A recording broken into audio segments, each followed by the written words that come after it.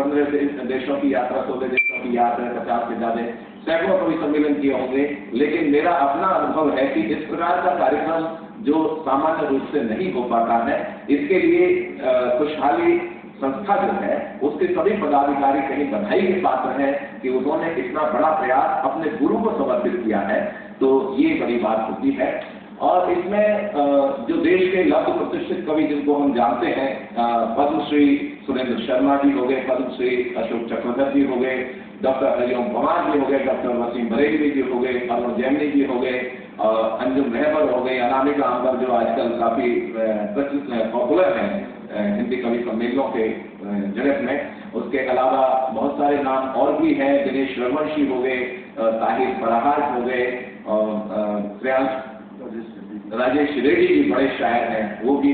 तो उन्होंने चुन चुन के ऐसे लोगों को बुलाया है ताकि लोगों को कवि सम्मेलन के आजकल में उस पर कोई टिप्पणी या किसी समीक्षा नहीं करने का ये अवसर है। बहुत सारे टीवी चैनलों पर बहुत सारे कार्यक्रम आप देखते हैं कवि सम्मेलन के, मैं नाम भी नहीं लूंगा उनके। तो उससे अलग हटके ये विशुद्ध रूप से कवि सम्मेलन जिसको कहा जा सकता है, जिसमें कविता होगी, शायरी होगी, क्योंकि कविता शायरी जो है सुनने को मतलब मिलती है लेकिन कम, औसतन कम मिलती है कवि सम्मेलनों में।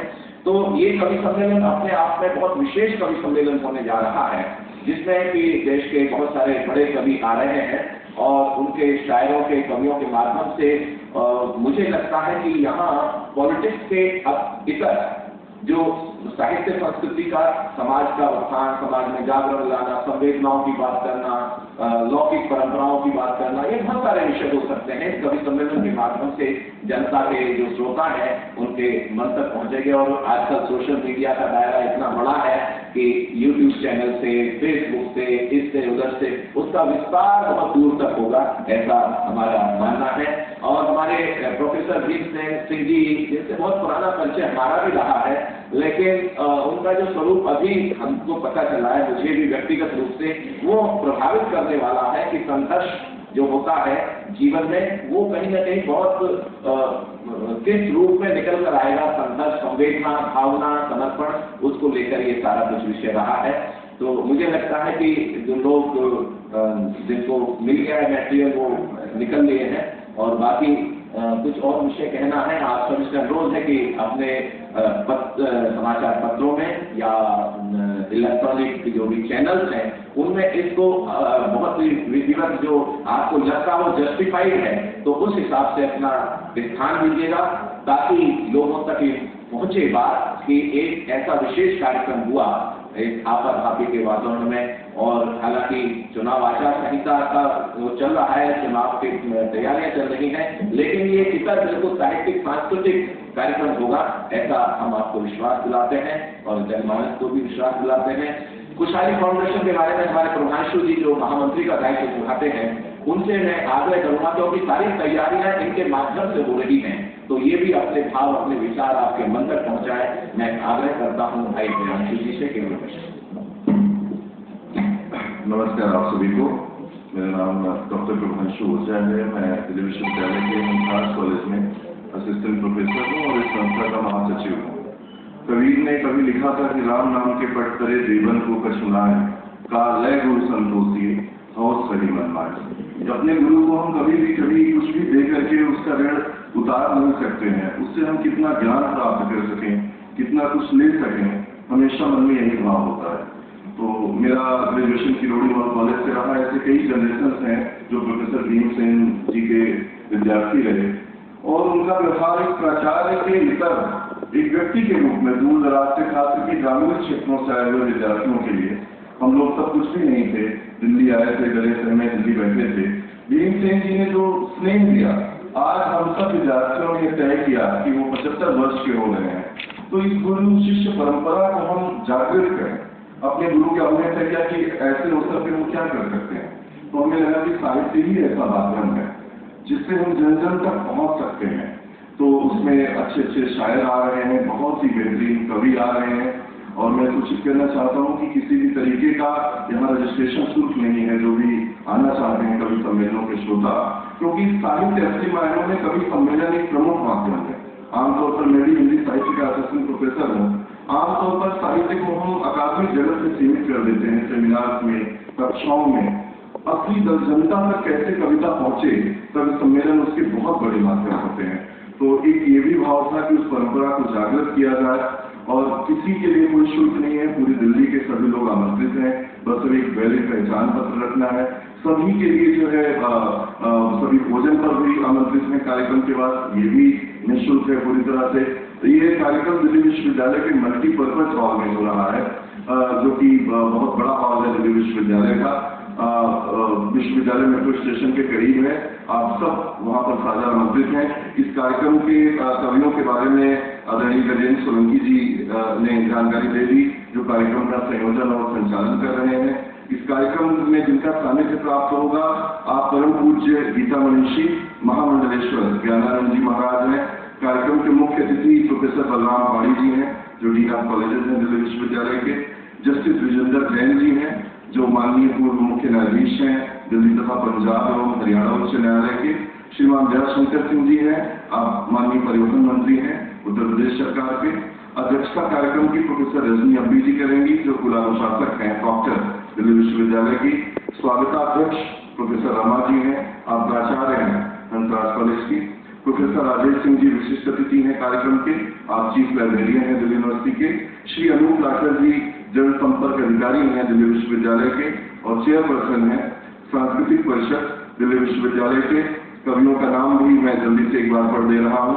पद्मश्री सुरेंद्र शर्मा जी, डॉक्टर वसीम बरेलवी जी, पद्मश्री अशोक चक्रधर जी, डॉक्टर हरिओम पवार जी, डॉक्टर अनामिका जैन अंबर जी, श्री अरुण जैमिनी जी, शायरा अंजुम रहबर जी, श्री राजेश रेड्डी जी, श्री दिनेश रघुवंशी जी, जनाब ताबिर फराज जी, श्री शंभू शिखर जी, श्री प्रियांशु गजेंद्र जी, श्री सूरज मणि जी। और कार्यक्रम का संयोजन और संचालन मेरी बाएं तरफ बैठे आदरणीय गजेंद्र सोलंकी जी करेंगे, जो राष्ट्रीय युवाओं के बहुत ही प्रणेता कवि हैं, और दिल्ली विश्वविद्यालय का कुलगीत भी आपने ही लिखा है, आप सबको शायद ये विदित भी होगा। कार्यक्रम के आयोजक हैं डॉक्टर सौरभ जी, जो मुख्य सलाहकार हैं खुशहाली फाउंडेशन के और डिप्टी प्रॉक्टर भी हैं दिल्ली यूनिवर्सिटी के। सोनू सिंह जी अध्यक्ष हैं, आप युवा नेता हैं, किरोड़ीमल कॉलेज के अध्यक्ष रह चुके हैं जब प्रोफेसर भीम सिंह जी प्रिंसिपल थे उस कॉलेज के।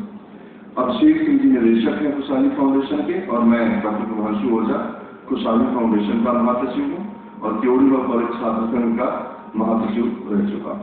कार्यक्रम शाम के 4 बजे शुरू होगा, उससे आधा घंटे पहले आप सब अपना स्थान ग्रहण करें। हमारे मीडिया के सभी बंधु विशेष रूप से आमंत्रित हैं, क्योंकि आप सबसे बड़े माध्यम है, कोई भी चेतना आम जन तक पहुंचानी हो, बिना आपके संभव है। मैं धन्यवाद देता हूं पूरे फाउंडेशन की तरफ से कि अपने बहुत ही व्यस्ततम दिनचर्या में आप सबने अपना एक कीमती समय निकाला, आज आप आए और कल भी आप आए, और बल्कि मैं कहूँगा सपरिवार आए आप। ये आनंद का भी विषय रहेगा और बाकी तो सारे विषय हैं। बहुत बहुत धन्यवाद। मेरा एक सवाल है अबाउट डॉक्टर भीमसेन, उनकी थोड़ा लाइफ का परिचय दें, बिकॉज आप उनको सेलिब्रेट कर रहे हैं ना, so the media should. Bhimsen ji Bihar के मूलतः रहने वाले हैं। वो बिहार से पटना से उन्होंने अपना ग्रेजुएशन किया, और उसके बाद वो बहुत ही एक संघर्षशील गरीब परिवार से आते थे भीमसेन जी। फिर वहां से वो दिल्ली आए, दिल्ली विश्वविद्यालय के किरोड़ीमल कॉलेज से उन्होंने मास्टर्स किया इतिहास विषय में। उसके बाद उन्होंने जवाहरलाल नेहरू यूनिवर्सिटी से अपना एमफिल किया और पीएचडी किया।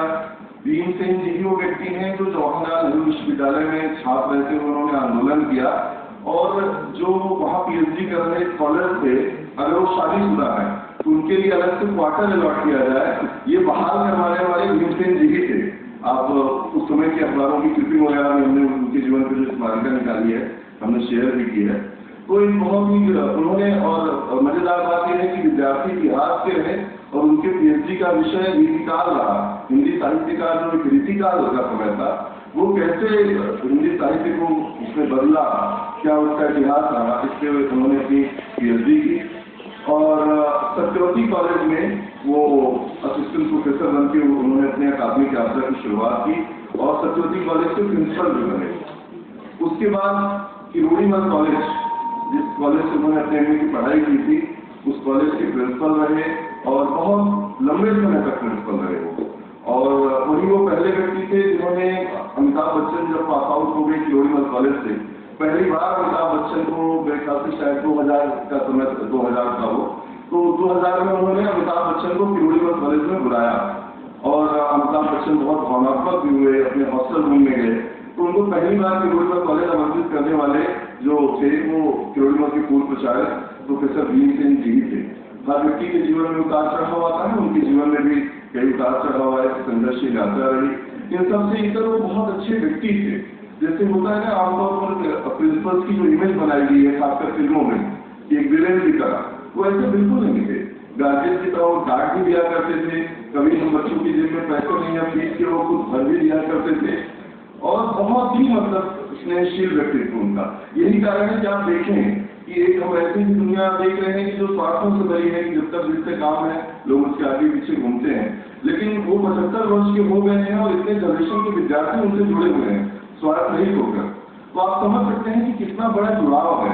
लगभग 300-400 वॉलंटियर, और ये वॉलंटियर्स इनमें IAS है, IPS है, जजेस हैं जो छुट्टी लेकर के अपनी नौकरी से आ रहे हैं दिल्ली और काम कर रहे हैं वॉलंटियर की तरह, तैयारियां कर रहे हैं, मंच सजा रहे हैं। तो एक व्यक्ति की गरिमाशीलता, एक सार्थक जीवन उसका दिखाता है कि आपने कैसे ऐसे व्यक्ति कमाए। तो मुझे लगता है शिक्षण संस्थानों के लिए भी ऐसे व्यक्ति एक उदाहरण है। एक ऐसे शिक्षक आप बने कि सिर्फ क्लास में आप पढ़ाने ना जाए। एक विद्यार्थी से अभी नई शिक्षा नीति, राष्ट्रीय शिक्षा नीति आई है, तो उसका भी यही ध्येय है कि हम कैसे वन टू वन अपने विद्यार्थी से कनेक्ट करें, सिर्फ सिलेबस नहीं। यही कारण है कि आप देखें सब लोग उनके लिए समर्पित हो गए। तो ये जो सिलेक्शन प्रोसेस जो है